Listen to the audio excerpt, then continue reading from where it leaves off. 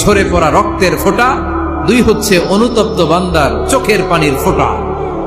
বান্দা যখন অনুতপ্ত হয়ে চোখের পানি ছেড়ে কাঁদে, তার চোখের পানি চোখবে, নাকের ডগাবে, মাটিতে পড়ার আগেই ওই অনুতপ্ত বান্দার সব গুনাহ আল্লাহ মাফ করে দেয়। সে জিজ্ঞেস করলো, আমার ক্ষমা আছে কিনা? আলেম বলে, আছে, ক্ষমা আছে। তওবার মতো তওবা কর, তাওবাতান নাসুহা, তওবার মতো তওবা করলে আল্লাহ ঠিকই মাফ করবে। সে এতটাই অনুতপ্ত হলো, এতটাই, সে আল্লাহর কাছে ক্ষমা চাইতে শুরু করলো।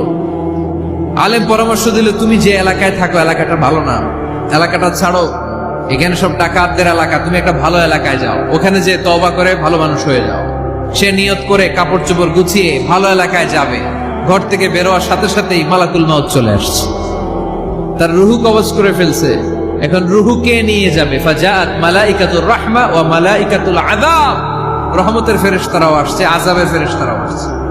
রহমতের ফেরেশতারা বলে, না না, সে তওবার নিয়ত করেছে, যদিও তওবা করতে পারে নাই, যদিও ভালো এলাকায় যেতে পারে নাই, তওবার নিয়ত করেছে, অনুতপ্ত হয়েছে, ক্ষমা চাওয়ার চিন্তা করেছে, আমরা তার রূহ নিয়ে ইল্লিনে রেখে দেব।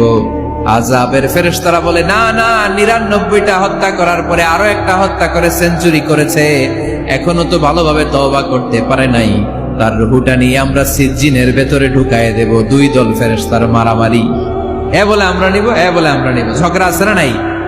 আল্লাহ বললেন, রাখো রাখো, ঝগড়ার দরকার নেই। এক কাজ করো, যেখানে মারা গিয়েছে ওইখান থেকে ফিতা দিয়ে মাপতে শুরু করো। ভালো এলাকাটা যদি কাছে হয় জান্নাতের ফেরেশতারা নেবে, খারাপ এলাকা যদি কাছে হয় জাহান্নামের ফেরেশতারা নেবে। খারাপ এলাকা তো একেবারেই কাছে, ঘর থেকে বেরোয়ার সাথে সাথে মৃত্যু হয়েছে, আর ভালো এলাকা তো অনেক দূর। আল্লাহ জামিনটারে আদেশ দিলেন, জামিন, এই অনুতপ্ত বান্দার জন্য তুই ভালো এলাকাটা কাছে চলে আয়।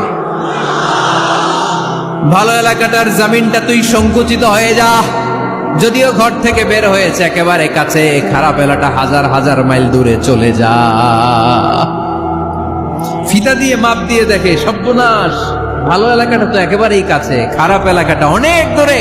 আল্লাহর ফয়সালা অনুযায়ী রহমতের ফেরেশতারা তার রূহকে নিয়ে জান্নাতের ভেতরে ঢুকিয়ে দিয়েছে।